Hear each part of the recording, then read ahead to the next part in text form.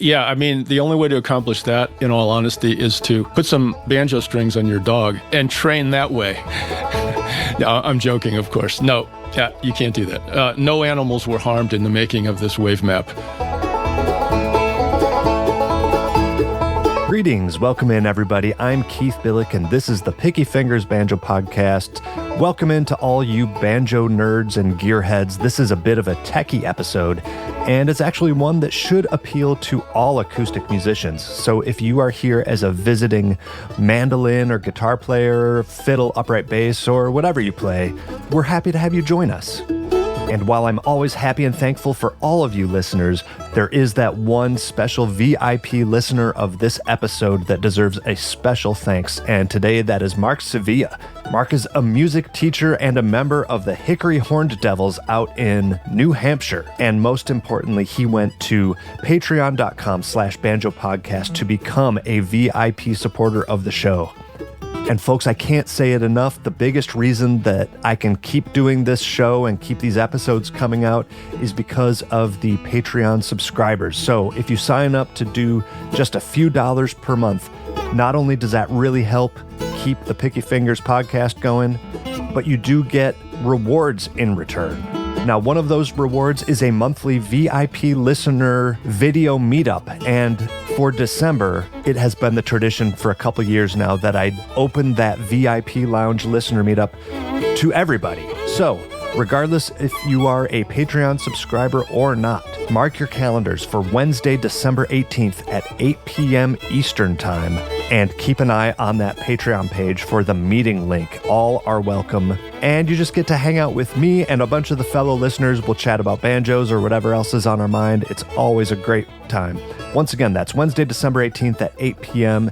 Head over to patreon.com/banjopodcast to get information about that, or better yet, sign up to become a VIP supporter yourself. And thanks again to Mark Sevilla for being this episode's VIP of the show.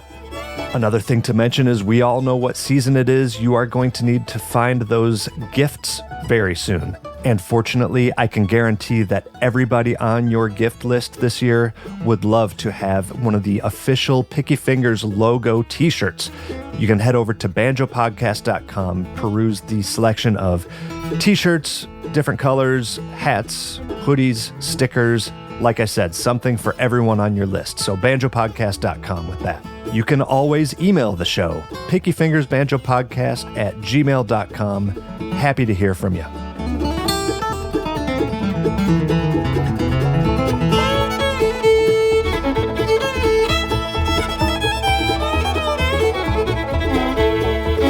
Today's episode is all about the ToneDexter. ToneDexter is a product that claims to make your acoustic pickup sound like a microphone. What? If you are a performing acoustic musician, you know that this sounds almost too good to be true. But here to tell us all about that, as well as the many other cool features built into the ToneDexter, are my featured guests, James May and Josh Bennett. They're the engineers and developers at Sprockets, which is the company behind ToneDexter. And to be clear, the current product is actually the ToneDexter 2.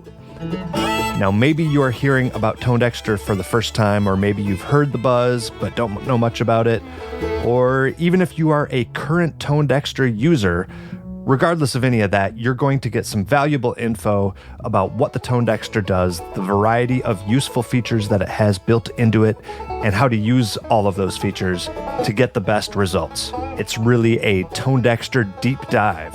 Now, if this all sounds intriguing to you, but you want to hear it for yourself, stay tuned. I'm going to be publishing a follow-up demonstration episode where I'll be playing my banjo through the ToneDexter using several different pickups and microphone combinations with each of those, and I'll let you be the judge of that. Now, also, one final correction.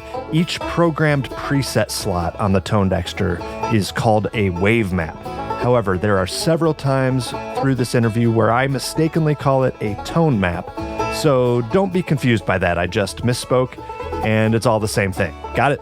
So, without further ado, put your hands together and give a very warm Picky Fingers podcast welcome to James May and Josh Bennett.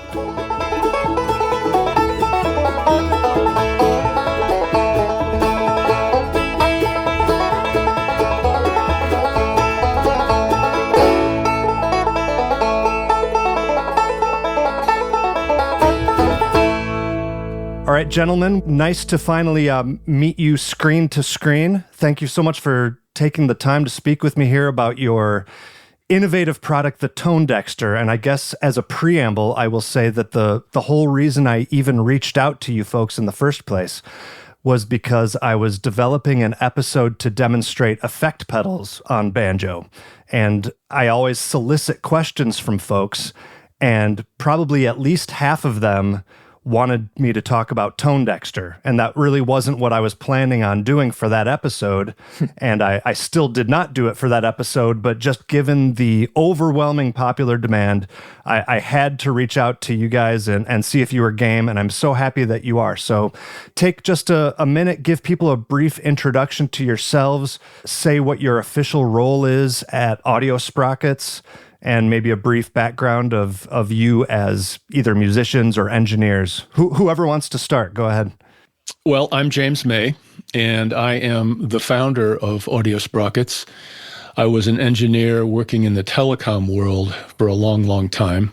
Always been interested in audio, have always done audio designs, but ToneDexter was the first project of passion that I got involved with, and I quit the telecom world shortly after that.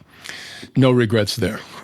That was fun while it lasted, but not nearly as fun as making a ToneDexter. Well, we're all happy that you did. Yeah, and I've been a musician since I was a kid.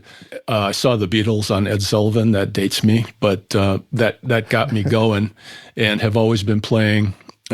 I studied music for a while, have played professionally for a while, have worked in recording studio as a recording engineer, but now I'm the chief sprocketeer, I guess, is my title for Audio Sprockets, and I'll let Josh introduce himself. Hello, everyone out in podcast land. I'm Josh Bennett. I contacted James almost 3 years ago now, because I am a musician, first and foremost. I was using ToneDexter 1 as my go-to pedal for all of my instruments. I'm a multi-instrumentalist, or as I tend to say, a mental instrumentalist.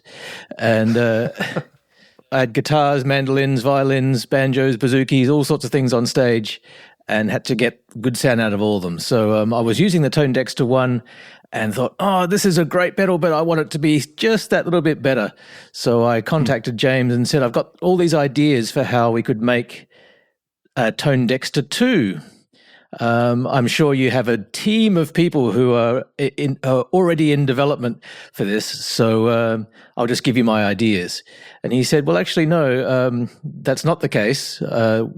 It's just me now, so there's not going to be a ToneDexter 2. And I said, well, what about if we do it together?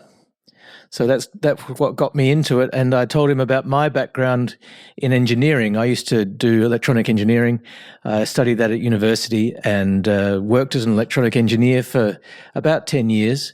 But that was always as an aside to me being a musician.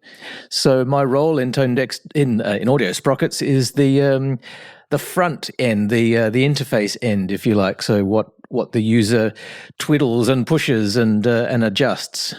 And then I send all that new information off to James's code that actually does the audio wrangling. I imagine people can tell or have a guess, Josh, where you are joining us from. Maybe confirm where each of you are based. Yeah, well, I'm in Adelaide, Australia. A good 50% around the world from the two of you guys. I'm in Nevada City, California, which is a small town up in the foothills between Sacramento and Lake Tahoe. And you can see, but the audience can't, that I've got a purpose-built lab here at my house that's chock full of electronic equipment and instruments. Yeah, the old oscilloscope, I think I even see back there. Classic. All kinds of stuff. Well, let's dive right in. I mentioned that you're present on the podcast due to popular demand, but just in case, tell us what ToneDexter does in a nutshell and what problems it aims to solve. Yeah, I'll start and I'll let Josh embellish what I say. ToneDexter solves as you said, the age-old problem of I've got an instrument, it sounds good when I listen to it, when I play it in the room, but when I put a pickup on it, all of a sudden it really does not sound like the instrument anymore. It sounds bad. It sounds quacky. It sounds brittle. It sounds artificial. There's a lot of adjectives I could throw out in this case, but that is the quintessential problem. And people tend to blame the pickups, and I can understand why. And what I'll say to that is, I don't really blame the pickups. The problem is they don't get the right vantage point when they're trying to transduce. They're trying to convert mechanical energy into an electrical signal, and they just don't have the right vantage point where they can hear what the user wants to hear acoustically in a space. I can say more about this, but Josh, do you want to throw anything in on this? I mean, you play a lot of instruments, many more than I do. Well, yeah, certainly when I'm listening to these instruments, I'm hearing not the wood moving, I'm hearing the air moving.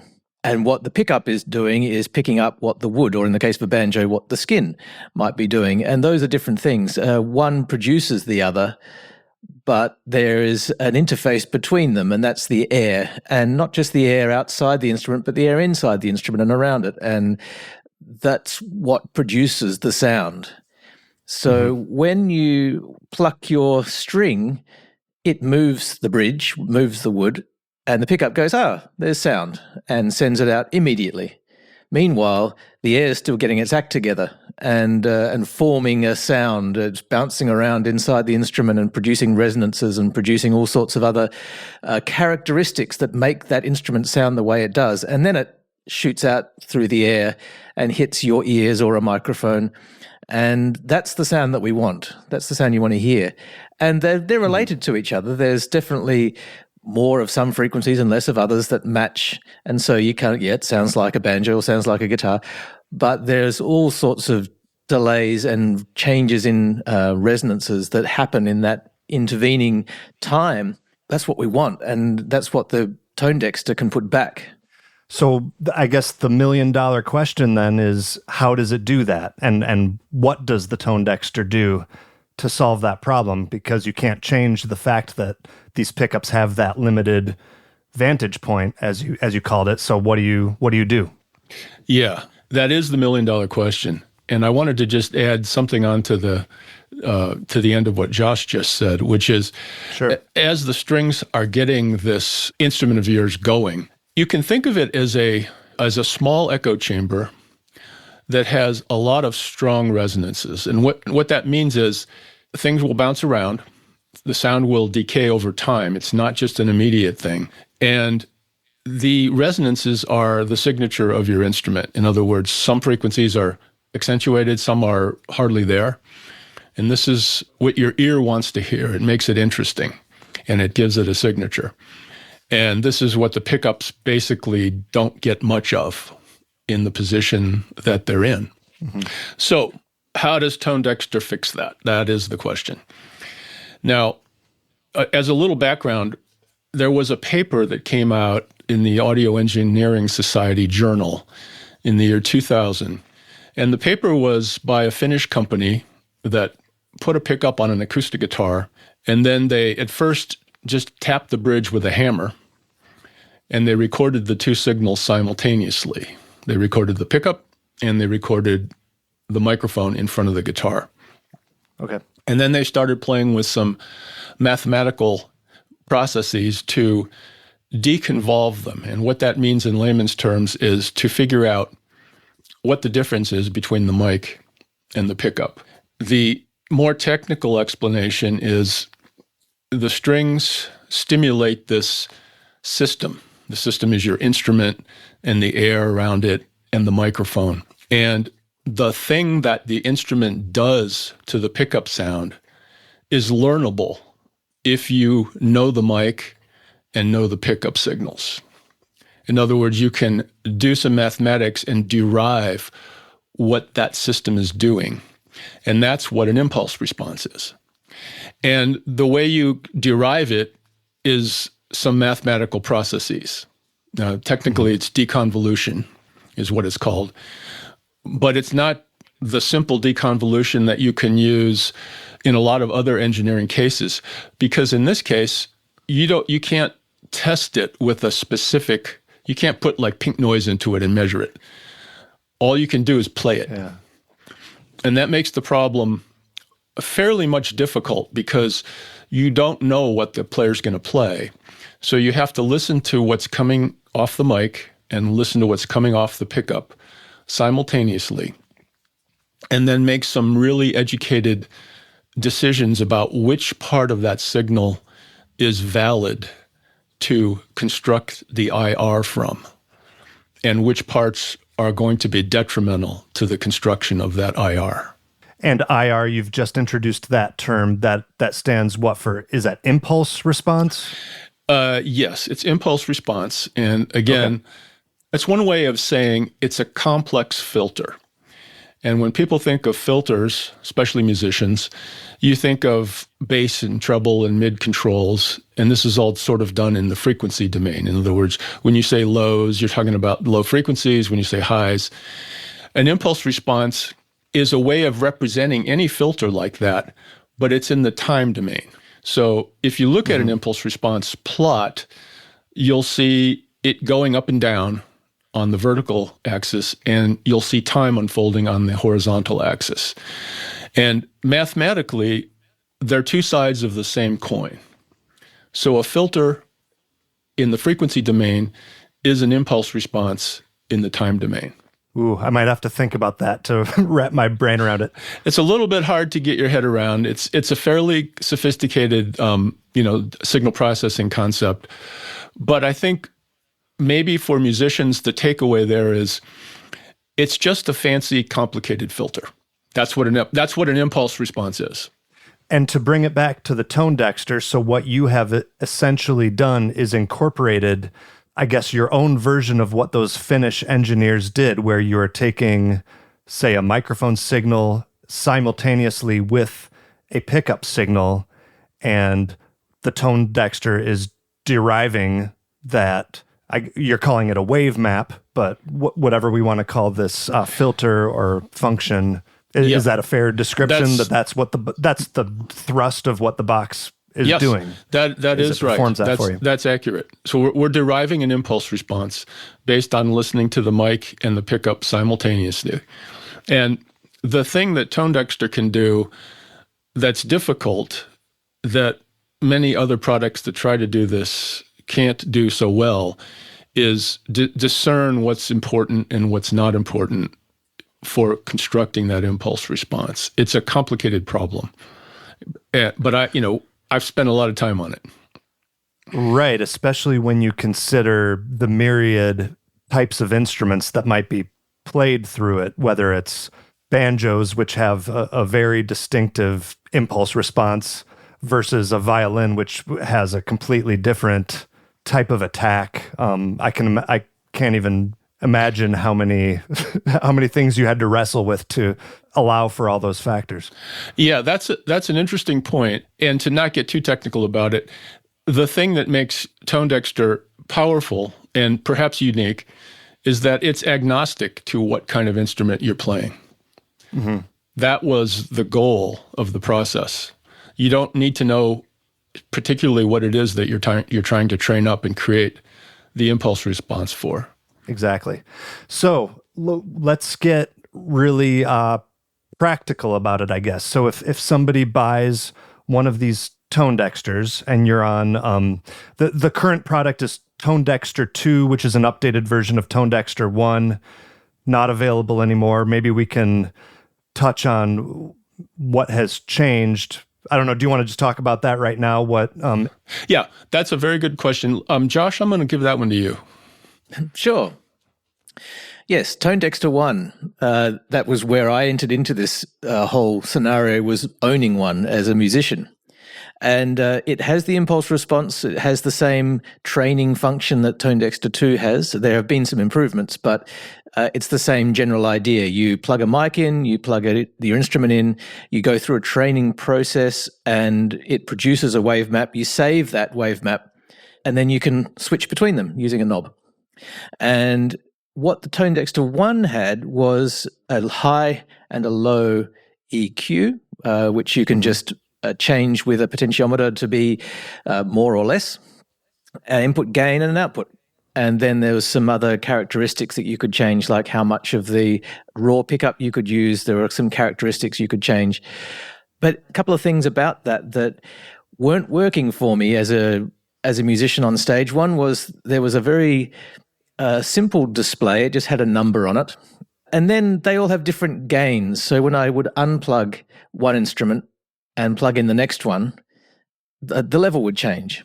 And so I'd have to go down and adjust the knob for input gain. And then also there were some certain EQ changes because while the wavemap was very good, there were some things I did need to tweak sometimes for some of these wavemaps to get them exactly the way I wanted them. And that would be different for different instruments. So then I'd change to a new instrument and I'd have to go down and change the EQ as well. So there'd be 4 different things I might have to do when I changed instruments. I wanted to get rid of all of that.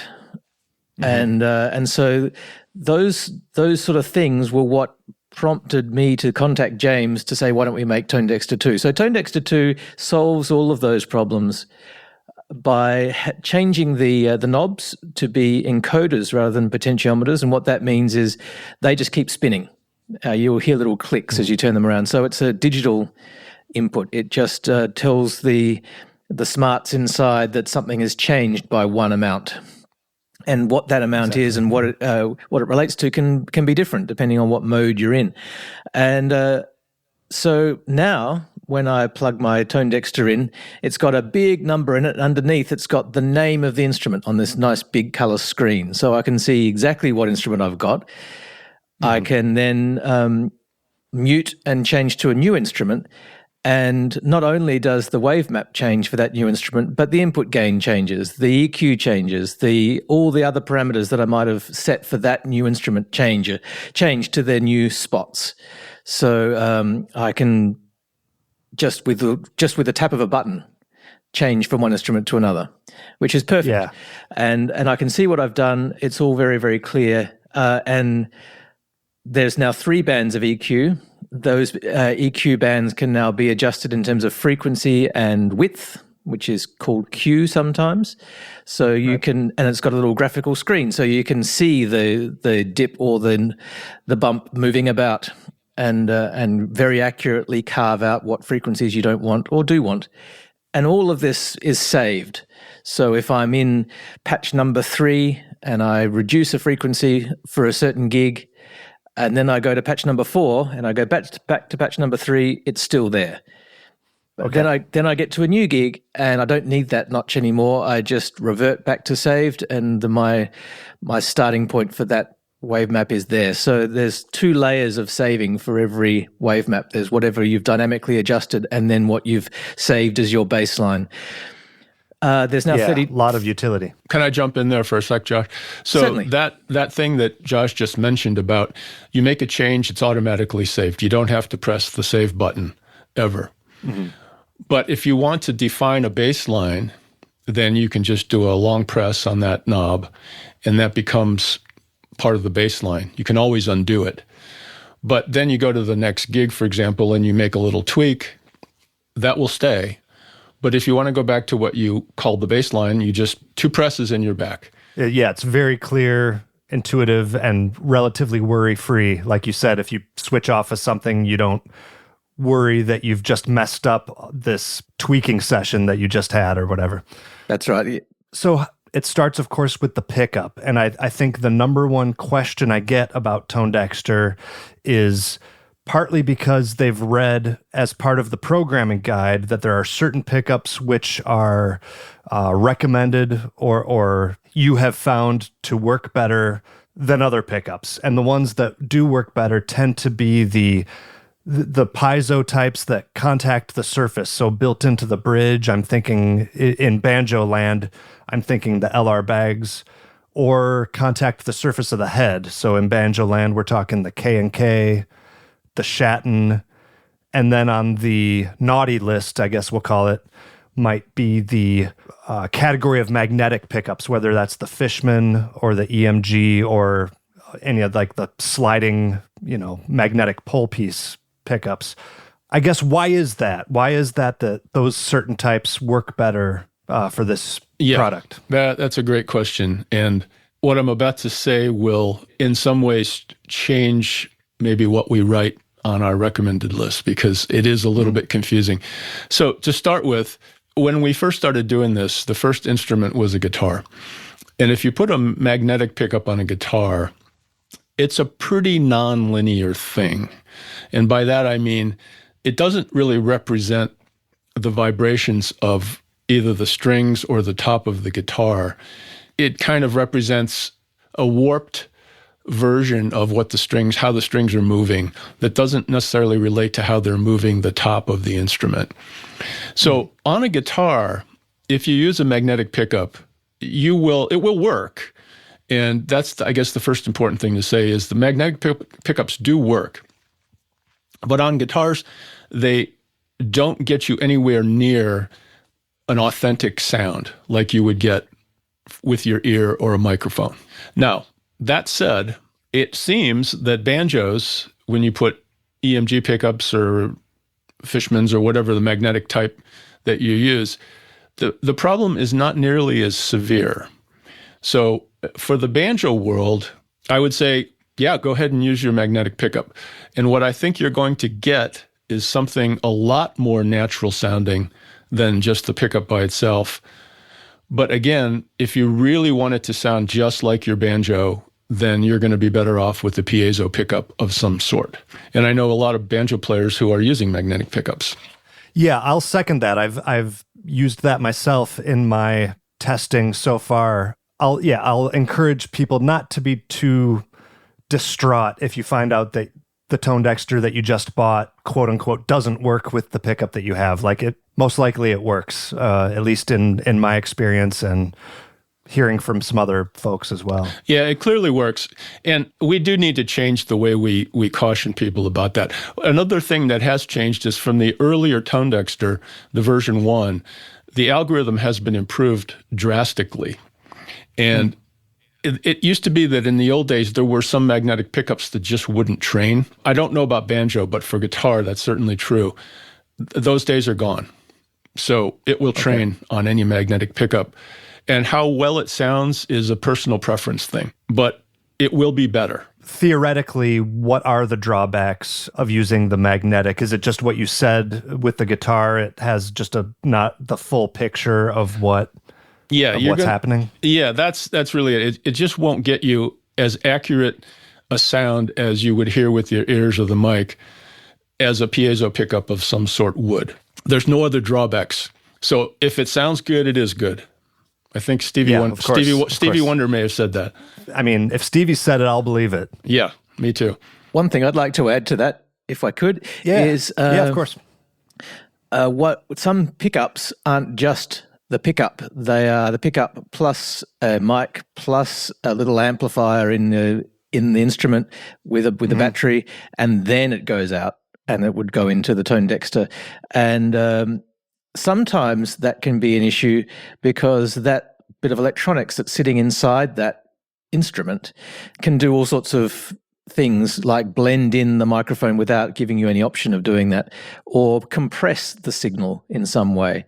And when you start compressing things, you're introducing non-linearities that make it very difficult to then match what's coming out of that with what the microphone is hearing. And so that can cause the training algorithm to have more trouble. It doesn't necessarily mean it won't work, but that can also introduce things that make it work less effectively. So the simpler the pickup, the better in a lot of ways. You just want to get an example of what the body is doing from the pickup, and then you let the ToneDexter do the smart stuff. The more smarts you add beforehand, you have to undo those smarts before you add new ones in. Yeah, we're banjo players. We're not used to adding smarts to anything, just about. Well, yeah, that's a good point, Josh. It's actually, if you were to run your pickup through a full-blown audio compressor like you would use in a studio, you're going to pretty much mess up the training algorithm because that's now a non-linearly processed signal. And it can't compare that to what the microphone's hearing because the microphone isn't in that case. And now a word from our sponsors, but we will be right back with the episode in just a few moments. The Picky Fingers podcast is thrilled to be sponsored by Peghead Nation, the top site for instructional video courses in banjo, guitar, mandolin, fiddle, dobro, upright bass, and ukulele. You're going to learn bluegrass, old time, and other styles from some of the most talented players and instructors in all of roots music. Go to pegheadnation.com to see their great lineup of courses. Here are some of the choices just for banjo. Beginning Banjo and Bluegrass Banjo with Bill Evans, Clawhammer Banjo with Evie Layden, Wade Ward Style Banjo with Bruce Molsky, The Banjo According to Danny Barnes, and Contemporary Bluegrass Banjo with Wes Corbett. All of these courses include high-quality multi-angle video lessons, downloadable notation and tablature, play-along tracks, and plenty of tunes and songs to play. The best part is that just for being a Picky Fingers podcast listener, you are going to get your first month free. So head over to pegheadnation.com and use the promo code PickyFingers at checkout. That's pegheadnation.com and PickyFingers, all one word, all lowercase, at checkout. The Picky Fingers podcast is also sponsored by Elderly Instruments. I have been so lucky to have Elderly Instruments as my local family-owned music store for as long as I can remember. But they are more than just that. They are the world's most trusted source for new, used, and vintage fretted instruments, which means they're the first place you should check for any of your banjo, mandolin, guitar, ukulele needs, instructional materials, and all the accessories to go with it. And the other part is that Elderly is just as well known for their excellent customer service as for their amazing selection of products. So head over to elderly.com to see their full inventory or give them a call to talk to one of their helpful and professional sales representatives. That's 517-372-7880. And last but not least, we have another family-owned business in Sullivan Banjos supporting the Picky Fingers Banjo podcast.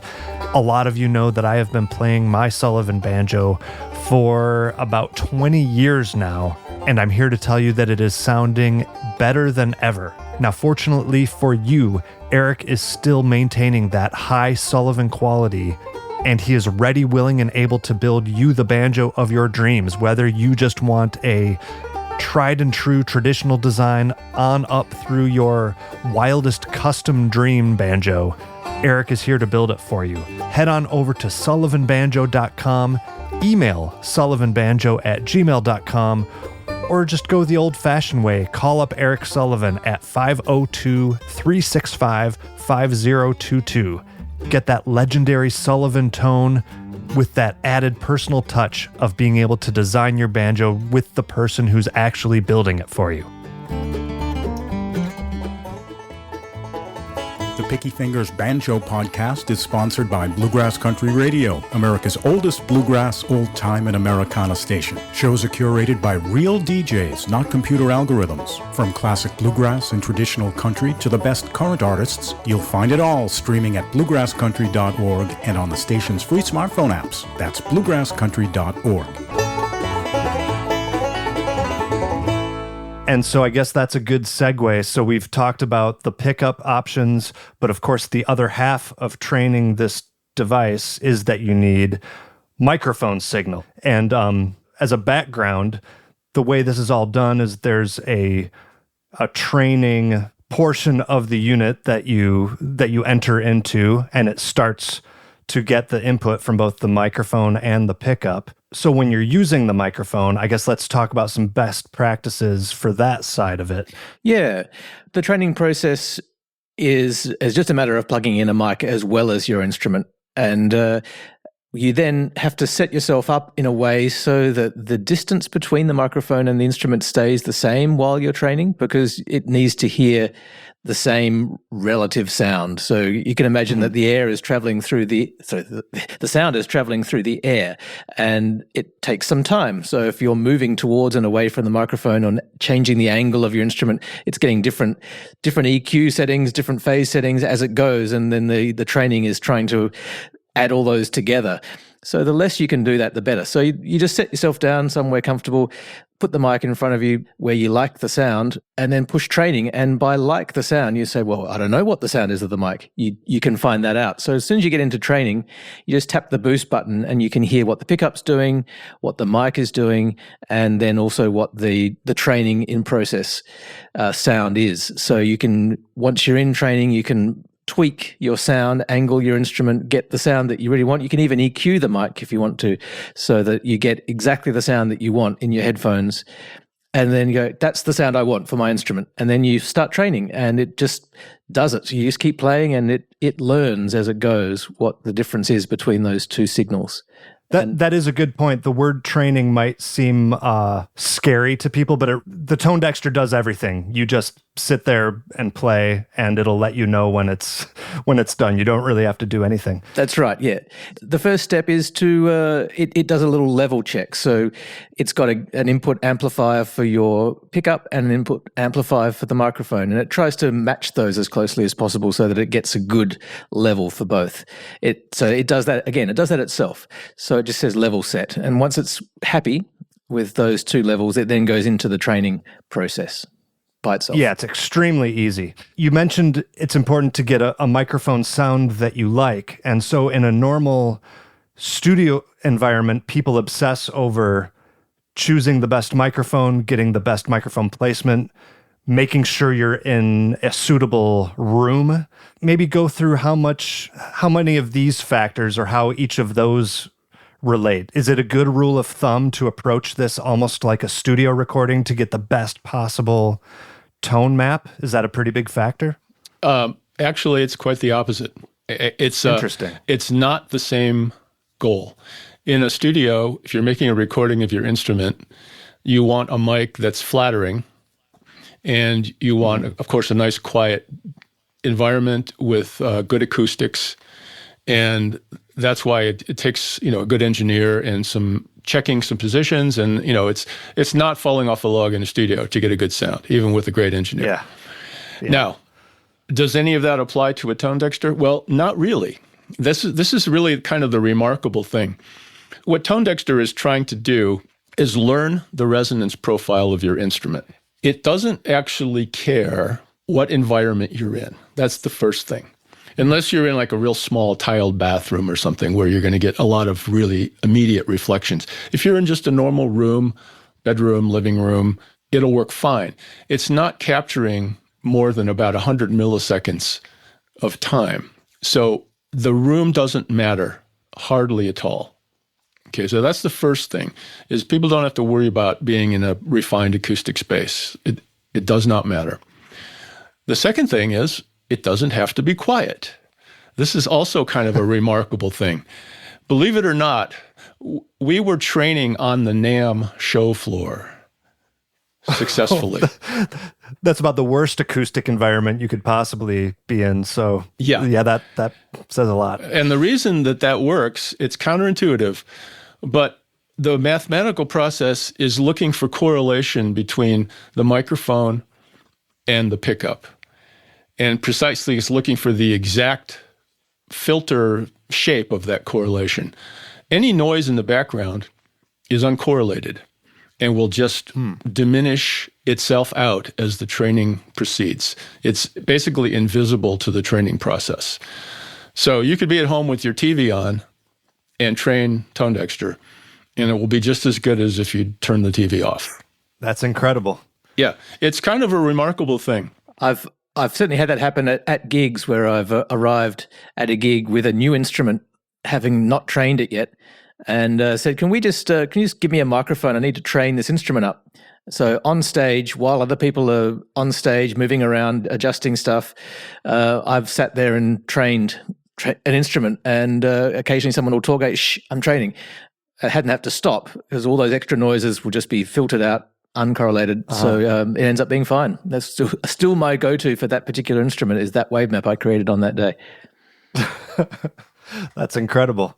And then I guess the other X factor beyond the pickup and the microphone is what you actually play. And I guess my personal experience with it is actually, I was frustrated because I figured I wanted to show the ToneDexter staccato playing and legato playing and high notes and low notes and faster and slower. And it works so quickly that I almost felt like I was getting cut off. So what is the best thing to play? And walk me through that. What are the important aspects of what you're actually playing during the training?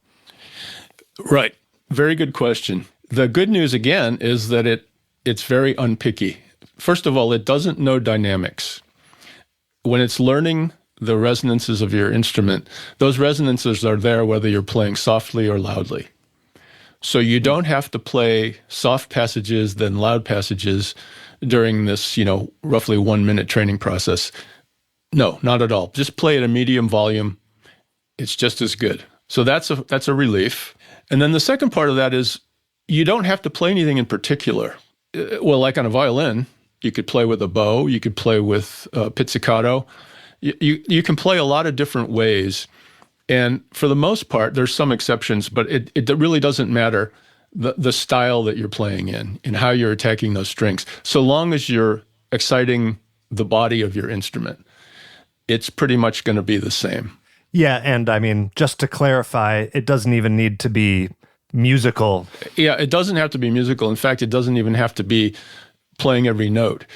In reality, when you play strum an open chord on your banjo, I guess it would most likely be a G, or an E chord on a guitar, it's exciting the body pretty darn well, and you could just continue strumming that open chord throughout the whole training process, and you'd pretty much have it.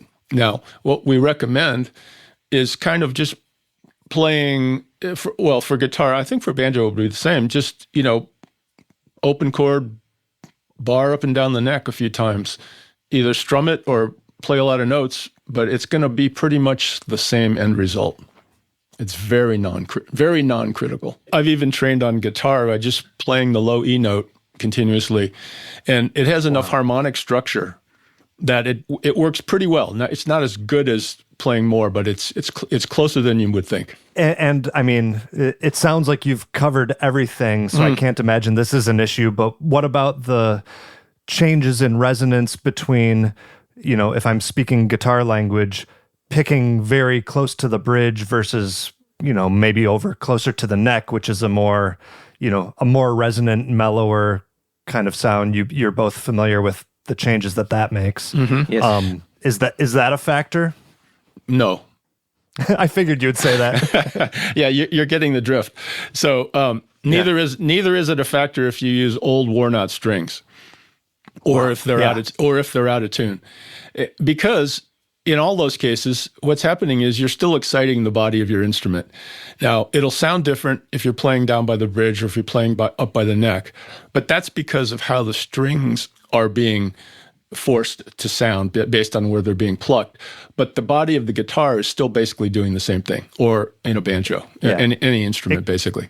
If you were playing an instrument, say your guitar was a guitar accordion hybrid, and as you were playing, you're actually adjusting the cavity of the instrument by squeezing it or stretching it, that would make a difference because you're changing the resonance of the instrument itself. But we're not doing that with our guitars and our banjos. The actual physical thing that we're playing is staying the same. And so it's just how we play it is different, and we just play it that way later on, and it will sound like that instrument being played that way. The takeaway is no accordion guitars, please. What about accordion banjos, though? Well, now we're on to something. Yeah, show me one, and then I'll let you know. Keith, there is something I wanted to say that we didn't quite cover completely. We talked about the way that you play. We talked about the environment that you play in. We didn't talk about the microphones, and I think this is an important part. Oh, yeah, sure. We kind of missed that, but I think we should talk about it a little bit. In the studio, you're going for a certain sound that works with the track you're recording. You want it to fit in. Or if it's a solo instrument thing, then you're looking for a nice, rich, full-bodied sound. So you use different microphones to get different flavors. That's not precisely what you want to do with a ToneDexter. You just want to hear what the body sounds like, as in as unbiased a way as possible. So this is the reason that we recommend small diaphragm condenser mics, because they tend to have the flattest response. They don't hype certain frequencies to give it personality, which, is very important in the studio, but not so in ToneDexter. It kind of works against you if you have that. It'll still work, and you might get something that's perfect for what you want, but it's better to use a flat frequency response type of a mic, and then position it so that you get the sound as close to what you want as possible. That will give you the greatest chance of getting a good wave map right off the bat. Would an ideal microphone be, I'm sure you're familiar with measurement microphones, which are sort of the ultimate flat response microphone. Have you experimented with those, and is there any noticeable improvement going to something like that, even beyond a standard small diaphragm condenser? Yeah, that's a really good question. And the answer is yes, sometimes. Let's call case A, you use a small diaphragm condenser that's a cardioid pattern. That gives you some flexibility about where you point it. It's directional. And that can be a good thing. And if it has a pretty flat response, chances are you're going to get a great result. Now, the opposite idea is to use a measurement mic, which is Omni. And the advantage there is that it gives you more of a full picture of what your instrument really sounds like, because you're not pointing it at one particular location. It's more like what a user would hear sitting in front of you a few feet, maybe 10 feet away. You can put it at different distances, but with an Omni, it doesn't matter as much. So the Omni will oftentimes, if you're having trouble getting the sound you want with a cardioid, try the Omni, and it might just be exactly what you need. I use both. And in fact, you can use these very cheap measurement mics made by Behringer, and I think Dayton Audio has one. They're like $69 or something. They have a very high self-noise, so they're not good in the studio for recording. Right. But as we've talked about, noise doesn't matter. Yeah. So problem solved, yeah. Yeah, they give great results. So the takeaway there is you don't need an expensive mic. And one thing I might add about the omnidirectional microphones is when you set a microphone to be omnidirectional, that gets rid of what's called the proximity effect, which some of you in the audience might know, and that's where the bass frequencies are accentuated as you get closer. What the omnidirectional microphone will do is get rid of that proximity effect, so you're getting a much flatter characteristic of what your instrument is doing, bottoms and tops, that isn't being changed by the microphone accentuating the bottom end as you get closer. So the distance to the instrument is less important. You can trust us on this. That will translate better through a PA system. Oh, not having the boomy Not having sound. the hype either in the top or the bottom. Talk about distance in general, even apart from this whole Omni versus cardioid thing. Or is that just a personal preference thing, or have you found a close mic'd thing work better or not? I don't think you can generalize. It's really instrument dependent and what you want to hear. I use both on my instruments. Josh, you probably do too, I'm guessing. Yeah, I've found a happy medium to be about 1 to 2 feet away, probably further away than I would have if I was up on stage. If I had my Mando on stage in a bluegrass gig, I'd almost be wanting to shove it into the hole of the instrument to get it loud enough. Right. But I wouldn't do that if I was doing a training, because I wanted to get more. The further away you get to a certain extent, the more of the instrument you're capturing. You're not capturing a small part of it, especially if it's a directional microphone. So there is a point closer. If you're closer than a certain distance, you're staying to just listen to a small chunk of the instrument rather than the whole thing. But if you get further and further away, it's taking time for the sound to get there. And so then you're introducing other phase changes that may not necessarily be ideal. Yeah, I totally agree. Right around, a foot, 18 inches worked well for me. Yeah. You find that sweet spot where you don't lose the intimacy, but also get a fuller picture that you don't get from right up on there.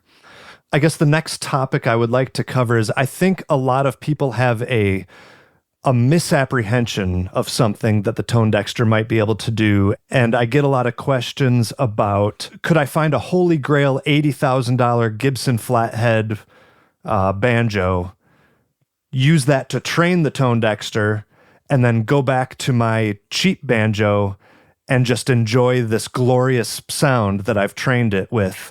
And can I do that? And what's the answer to whether that would work or not?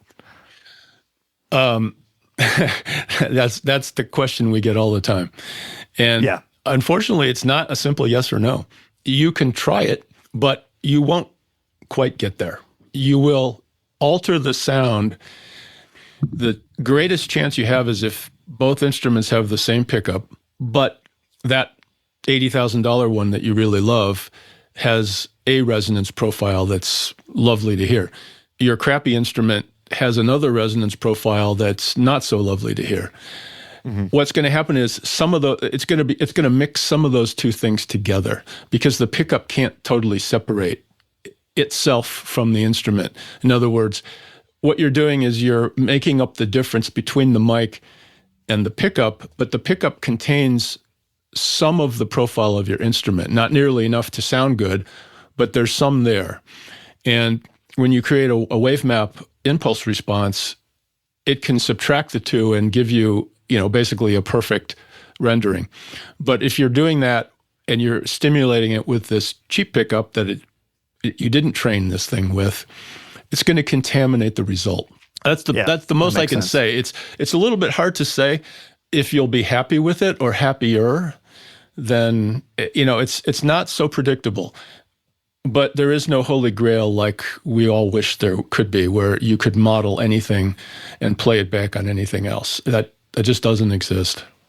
I've got a couple of things I can add to that too, and that is that I've had musician friends who use the ToneDexter, and they've had to play a very crappy guitar through a PA at a gig because they had to borrow one or something like that, and they trained it up using the ToneDexter, and they were thrilled with the sound because a bad instrument that sounds like a real instrument still sounds a lot better than a great instrument that sounds like it's got a pickup on it. So you're kind of gilding the lily a little bit, trying to get a really great instrument trained up and then put it on a not so great instrument. The difference you'll get from untrained to trained is significantly more than the difference between a good instrument and a bad one. Having said that, though, that we do provide a little bit of extra help here. And that is that sometimes the difference between two instruments that might be using the same pickup, for example, can be easily tweaked out by using EQ. So if you hear that you train up on a lovely instrument and then you put that same wavemap through, or you put a different instrument through that same wavemap, you might hear, it's just a bit mid-rangey, and so you can duck out that mid-range a bit more or emphasize something else. And then you go, okay, now this actually sounds pretty good. You can bake that in. So there's a function to copy a wavemap over and bake in all of the EQ that you've made, any notches, any that you might have made to the EQ to get rid of some frequencies that you don't like. And then you're left with a flat EQ again to then do any adjustments you want. And everything you've tweaked is literally baked into the wavemap. And you can use that as your starting point. Yeah, those are good. Those are great things to point out. So I guess in a nutshell, the message is experiment away. Maybe it will work, but that's really not a stated purpose, or you're not representing that the ToneDexter will do that. Yep, that's right. And the ToneDexter has 32 slots that you can put wavemaps into. So you don't have to just train it once and say that I'm done. That's what I'm going to use. You can move the mic, train again, change mics, train again, get closer together, further away. All sorts of things. You can experiment and put in 15 different wavemaps if you felt so inclined for the one instrument. Then at the first time you go off to a gig, you can audition them all and listen to what they sound like. And you can even, with the new version, record a little chunk of you playing and then play it back. Because often when you're doing this sound checking, you're hearing the acoustic sound of your instrument at the same time as you're hearing back through the PA system, and that can change what you think the sound is like for the audience. So you record, you stop playing, you play it back from the ToneDexter, and it's sending it out through the PA. You can go out the front, have a listen. You can change wavemaps, have a listen. You can change the EQ, have a listen, and get it right. I did not discover the recording function at all. I'm really glad you brought that up. That's very cool, especially with banjo, which is notoriously a loud instrument, and it is hard to isolate what you're hearing. So that's really useful. That's a recent addition, Keith, and your version may not have had that, although you can certainly upgrade it just by plugging into the web interface. Yeah, and we'll cover more about that for sure. I think you're probably right if that's like a brand new update. Yeah. Yeah. A couple more scenarios, which at this point I know the answer to, but just the weird things that I think about. I was thinking about, like, what if you train using your pickup, but then the microphone goes upstairs and records like my dog barking? Does that mean that I can play a tone map where every note sounds like a barking dog? And No. I know now that that's not the case, but just in case anyone had that idea, maybe we can close the door on that. Yeah, I mean, the only way to accomplish that, in all honesty, is to put some banjo strings on your dog and train that way. No, I'm joking, of course. No, yeah, you can't do that. No animals were harmed in the making of this wave map, Not yet. We're not done yet, though. Right. And then same answer, I assume, for I've gotten a few questions about like artist preset possibilities. It seems like that the same reason you can't take the expensive instrument and transfer it over, kind of defeats the purpose. Exactly. I mean, unless the artist wants to give you their guitar, it's probably a non-starter. I'll start asking. Or banjo, I should say. I keep saying guitar, but I really mean banjo. Let's go over some of the other features. I've noticed that you can use ToneDexter also as a traditional blender to play live using both a pickup and a microphone. Is that the case? Yes, though not traditional in the sense that you're still using your wavemap. So the pickup signal is still being processed using the wavemap. Yeah, good clarification. Yeah. On top of that, you can blend in a microphone, or you can blend in the raw pickup signal. So you have options there. And you can also EQ both of those separately. So you can EQ the wavemap, but then also EQ the raw pickup signal, or EQ the mic signal before you blend them together. So there's lots of flexibility there. Very versatile. Yeah. You don't actually have to train. So more to what you were alluding to, Keith, is you can just plug it in. You don't train it. You just have a bypass signal coming through, and you can blend a mic with that. So you don't have to have a wave map to train. That's trained in order to do the blending. That's another good point to discuss too, is that ToneDexter can really function as a standard high quality preamp DI box, even if you're not using this whole training functionality, which is the main selling point. But theoretically, if you're intimidated by that at first or something, if you like the sound, it still just works as a preamp and a DI box and a blender. It actually works as a 4-input DI box, because you've got the microphone, you've got the main instrument input, and then you have a stereo input. And if you had a Y cable, you could separate those into two different instruments. So you could, in theory, have 4 different instruments, a violin with a DPA on it, a guitar, and a mandolin and a bouzouki, all plugged in at once. And then when you switch from one wave map to the next, each one has a source select. So you can have it, you just flick from one instrument to the other, and it will choose one of those input sources as the source for that wave map. And the wave map can be empty, and you can still do that. So it will still be untrained. So you'll see when you get yourself a ToneDexter that there are the slots are color coded. So if you have a yellow one, it's been trained up. If it's gray, it's completely empty, as you've never used it. If it's blue, it means that you've been tweaking things without having a wave map in there, and you can rename it to something else, being possibly an electric guitar or something with a magnetic pickup that you don't want to train up but you want to use. So there's lots of flexibility there too.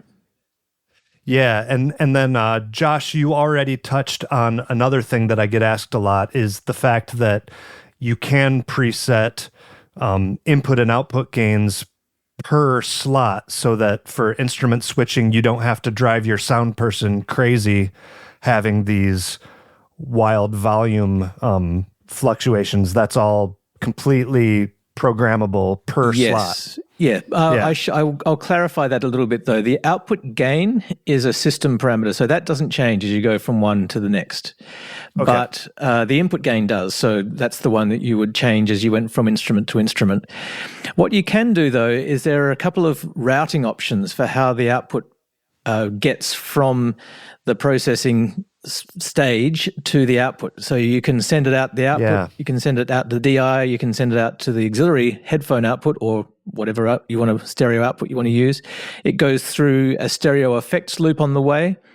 You can choose to have it set up so that the output goes through the effects loop, but the auxiliary output doesn't. You can have it set up so that the DI is matched and tracks what the main output does, or you can have them independent.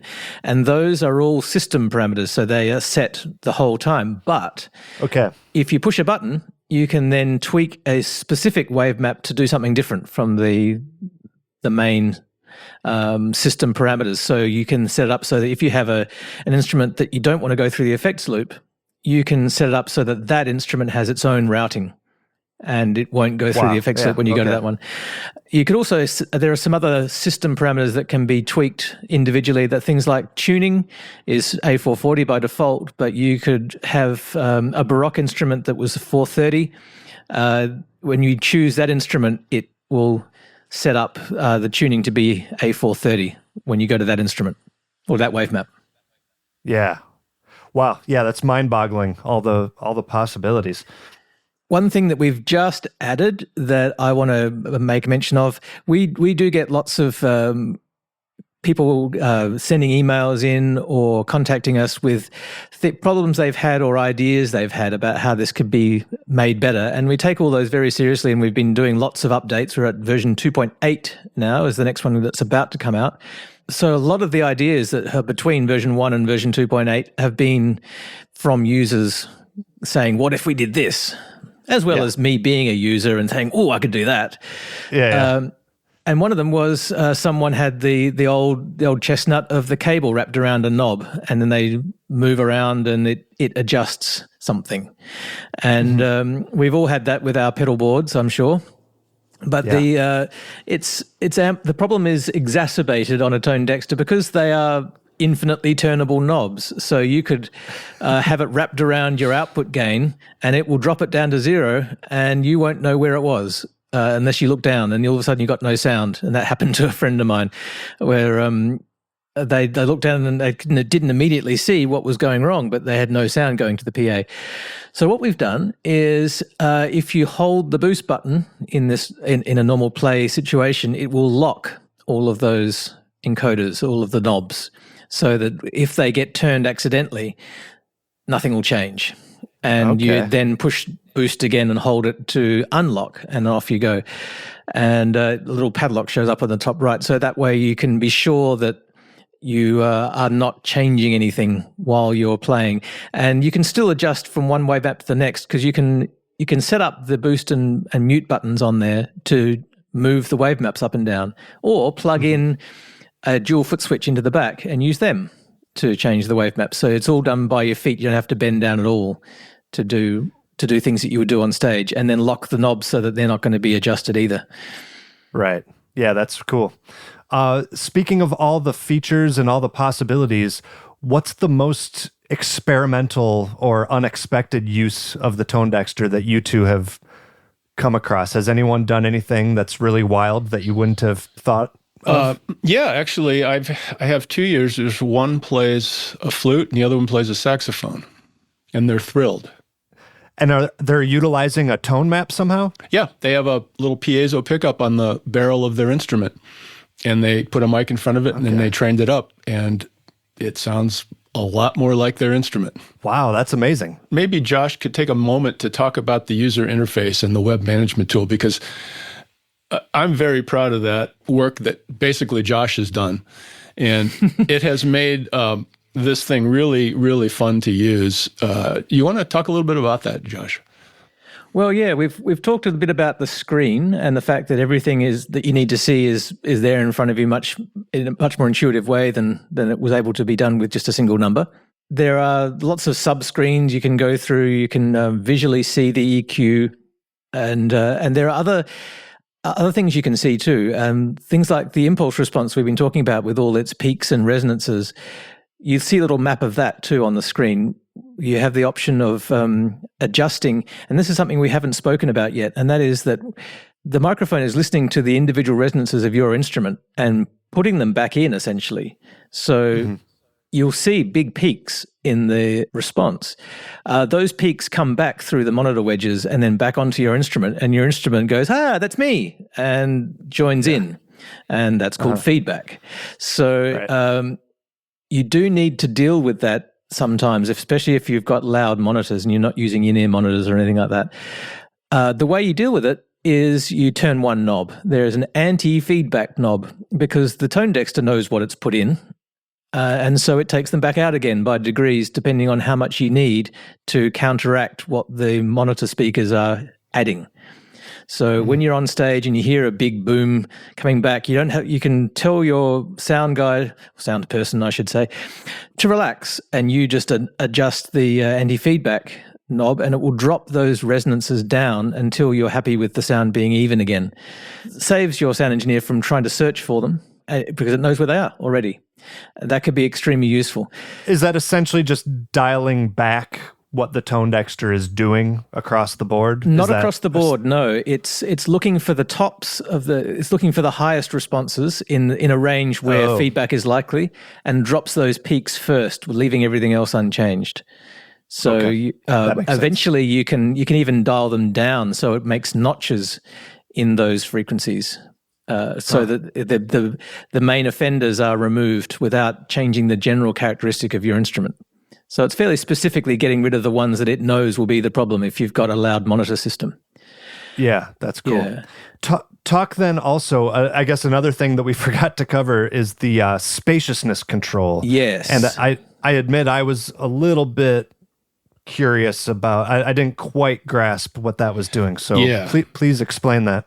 The spaciousness is a weird concept because when you train your ToneDexter and you create a wavemap, which includes the IR, the impulse response, what you're getting is in the time domain, if you look at it as what happens over time, you get this response that dies out over time as the echoes of your instrument subside. And like I said before, it's about 100 millisecond window. So about a tenth of a second, you're capturing what your instrument is putting out. Specifically, the difference between the mic and the pickup. So the mic, it's subtracting out what the mic is giving it, but it's really what the mic is hearing that you want to hear. And those resonances make it sound like your instrument, and they also give it a spacious quality over time. It resonates over time. And that's what you want to hear if you're trying to get the most accurate picture. But if you're playing live through a PA system, you don't necessarily want all of that. You want the tonality, but oftentimes it sounds better to dial that back a little bit so it doesn't ring out over time as much. So it sounds less spacious and more direct or more in your face, because you're going to pump that through a PA system that has its own big spaciousness quality because it's got these big speakers through in a room or outside or wherever. And if you give too much of it up front to be amplified, it can muddy itself up a little bit. So the spaciousness is kind of a thing basically that I thought up after using impulse responses for a while. I realized how useful it would be is if you could dial that time spread back. So if you have a wavemap trained and you go to it and you press the button, well, you just go to the spaciousness control, basically. It's on the lower left to get to it, and then it's on the submenu. you can expand the time or decrease the time of that impulse response. Okay. And that makes sense for what the visual readout is too. You can see the sound waves either extending for longer versus being more bunched up at the head of it. That's right. And if you go all the way, you can dial it all the way back to 0. It bunches it up as much as it possibly can, but yet the tonality is still the same. You'll never hear the EQ aspect of the sound changing. It's just the spaciousness quality of it. So in a live situation, sometimes you'll want to dial it back as you're hearing it over the PA, and no one's ever going to know because it's going to be basically presenting the sound of your instrument, but in a way that works better with the PA system. It's a little hard to get your head around that one, but I just encourage people to try it and listen for what they're hearing. They'll get it. They'll understand it if you hear it. Yeah. Sometimes dialing it back is actually the sound that you were trying to get by EQing. That makes a lot of sense. Yeah. And while we're talking, we were talking before about interfaces, and we haven't talked about one big interface thing that is available on the ToneDexter, and that is that if you plug into the USB connector and into your computer, it shows up as a website. You go to a specific IP address, and it will show you all of your wave maps, where they are and what their names are, and you can drag them around to put them into different places. It's a lot more intuitive than trying to turn knobs on a little interface, and rename them using your keyboard rather than trying to do it with a little Etch-a-Sketch thing that is the option on the ToneDexter itself. Yeah, and also save them, so you can save individual wave maps onto your computer, and also back up the entire ToneDexter onto your computer, and then also do software updates and things like that. So it's a very useful extra interface that you have to do all of that sort of management stuff of your wave maps. Yeah, I can vouch for the fact that it's very intuitive, very useful. And the fact that you called it an Etch-a-Sketch, does that mean if I want to delete a tone map, I just shake it and the tone maps, they disappear? Depends on how hard you shake it, but I think shake it hard enough, then yes, everything will disappear. We're going to have to put a vibration sensor in the next model, so that would be one way to do it. Yeah. Are there any specific limitations of ToneDexter that you want people to know about, or are there like common other questions that you get, whether it's from banjo players or not? Well, one thing that is a common a trap for young players, I think we were just talking about the USB interface. On the current model of the ToneDexter, it's got a micro USB connector on the side, and we do ship it with a cable. However, most people have dozens of these cables lying around their house because every time they buy another toy for their kid or another bike light, it's got a cable with it to charge it up. Yeah. But the thing is with those cables is often they just have two wires in them, power and ground, in order to charge the battery that's in the toy or in the bike light. And so they grab a random cable from their house and plug the ToneDexter in, and nothing happens because there's no data cable. There's no data wires inside that cable. And then we get the response saying we can't connect to our ToneDexter. It's almost always the cable. So this is putting it out there. Make sure you use a proper data cable to talk to the ToneDexter. And just to clarify, that won't damage the ToneDexter. No. It just won't. It just loses the function. Okay. You just can't. There are a few extra wires in a full cable that will send data backwards and forwards between the ToneDexter and the computer. And some of those charging cables you get with toys just don't have those wires in them. Got it.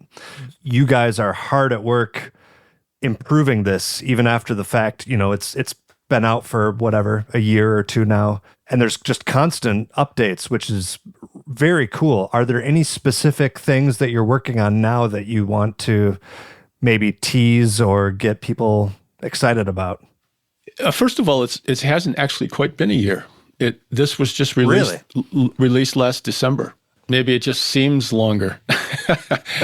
Well, maybe it does. Time is weird for me now, yeah. It does to Josh and I because we have been working quite hard on it. You know, there are some things that I won't talk about because I don't want to be one of those companies that says you're going to do something and gives people a hope for a certain date, and then we don't make the date, and then people are disappointed. So I prefer to just announce it when it's ready. That said, we do have some exciting things planned. I guess I'll just leave it at that. People have asked us for certain things that are not really EQ and they're not really impulse response related. They're in the realm of other things that you can do to the sound. So we have ideas.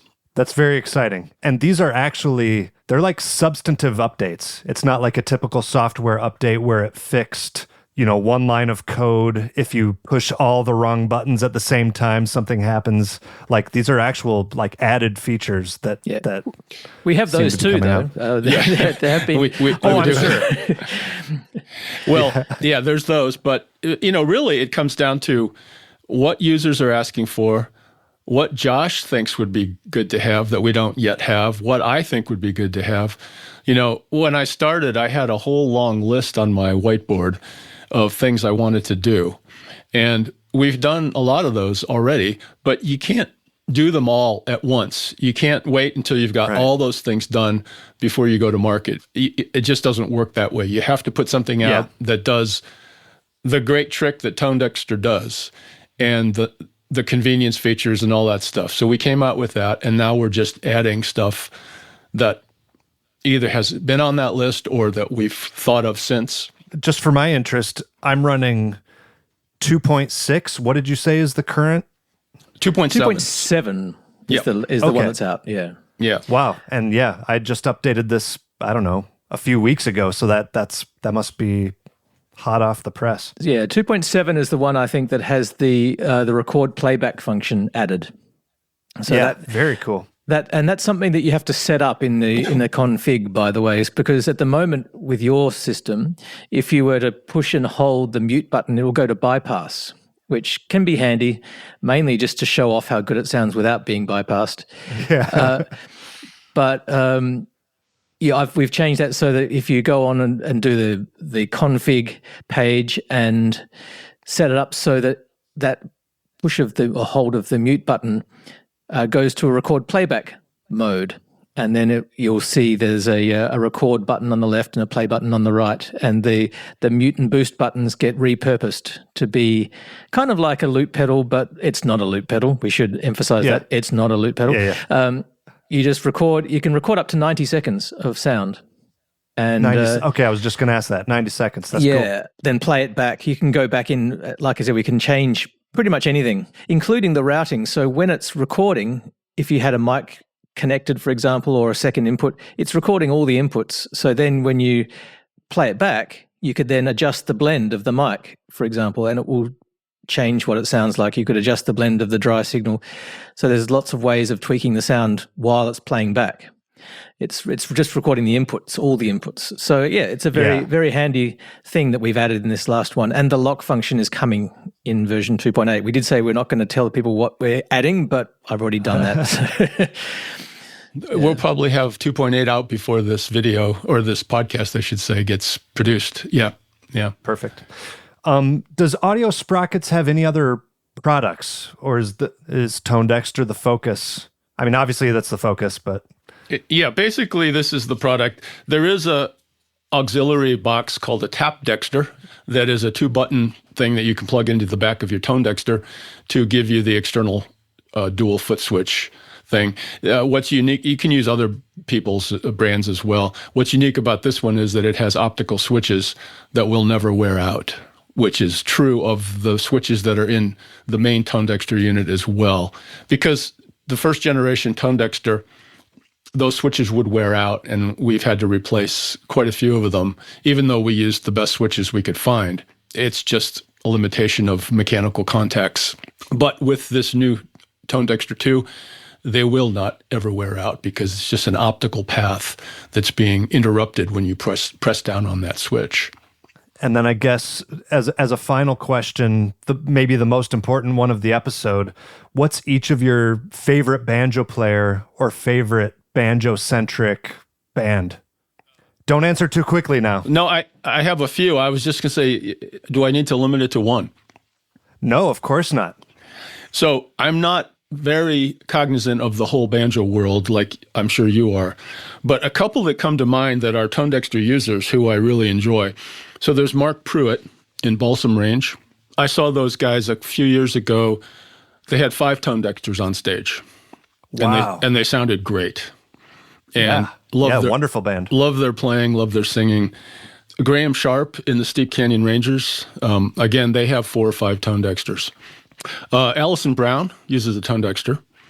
She has a magnetic pickup, so she gets a sound that's really interesting. It's not as natural as she could get, as we've discussed, but it's a good sound, and she plays the heck out of that sound. She's amazing. Yeah, she's one of my favorites, too. Yeah. And I heard your podcast with Jens Kruger. His brother Uwe uses a ToneDexter. I don't know. Cool. I don't know if Jens does. I haven't heard that he does. But Jens, if you're listening to this, give me a shout. Well, those are great answers. How about you, Josh? Oh, well, I've got a lot of local players that I love playing with. I was in a band called Mustard Courage with Nick Keeling. He's an amazing banjo player. Paul Henderson from up in Brisbane. Then there's always been people who have toured here from overseas. There's Tynan from the Sonoran Dogs. He's great. The Noam Pekelny, I had a great jam with him and the Punch Brothers when they came out here. Oh, wow. Yeah. And Bela Fleck was out here for Woe Adelaide a few years ago with Abigail Washburn. There's some great players I've had a chance to share the stage with or share a jamming circle with. And they're the ones that I remember the most, is the moments when you're right there in front of them and nothing compares. You can see them on stage and go, wow, but then when you're actually chopping along on mandolin with them, that's when the wow really hits. Yeah, it doesn't get much better than that. Those are good answers. So I don't know, any other parting words, anything else that I forgot to ask you about? If not, just give yourself a plug, tell people website. Yeah, I mean, it's just audiosprockets.com or tonedexter.com. You'll find us, or you could just Google it. The thing that I wanted to say is, the motivation for this was not to start a company to make money. It was because I started playing the acoustic guitar more than the electric. And even more so, I would go out to see artists play with acoustic instruments, and it would sound, I love their playing, but the sound was just horrible. And I wanted to do something about that. And I realized that I could at some point after studying the problem and doing research. And, Fishman came out with their Fishman Aura thing. And that was one way to approach it. But I realized that until you could actually train it yourself on your particular instrument with your particular pickup, with the position you like and the sound you want to hear, it was always going to be kind of a compromise that wasn't going to work for a lot of people. So doing a train it yourself kind of thing became my mission. And this was probably about 2012. Anyway, the concluding words are, I'm really happy with how things have gone. I feel really good about what I'm offering. I'm so glad that Josh emailed me that one some years ago about making a better product than the first generation ToneDexter. Josh, anything from you? Yeah. Well, yes, I would definitely, like I said before, I consider myself to be a musician first. I actually won Instrumentalist of the Year a few weeks ago in Adelaide, at the Australian Folk Music Awards. Oh, congrats. That's cool. So I'm doing this because I want my sound to be better and everyone else gets it as a bonus. This is how I want a pedal to be. If I am at a gig and I need it to do something, I then go home and program it so that it does it. The ToneDexter has been developed mainly through me using it at gigs and realizing it needs to do this, and so doing it. And James has done the same. So we're definitely musicians who are making our sounds better, and that's where it's come from, rather than us being let's see how we can make some money off of this. Well, wonderful. I'm sure glad you are. And I don't know how much the two of you just have a ToneDexter bubble around you, but I can tell you from the outside world, it really is like a very innovative product that a lot of people are talking about. And like I said, I get flooded with questions about it, even when it wasn't really the topic I was asking for. So those are great signs, and I've been really impressed and can't thank you enough for taking some time to talk to me. Thank you, Keith. Yeah, thank you very much, Keith. This has been real fun, and I'm really happy to hear that the banjo world is learning about ToneDexter and getting interested, because it's good for them too. Yeah, absolutely. All right, take care, guys. Okay, thank you. Thank you.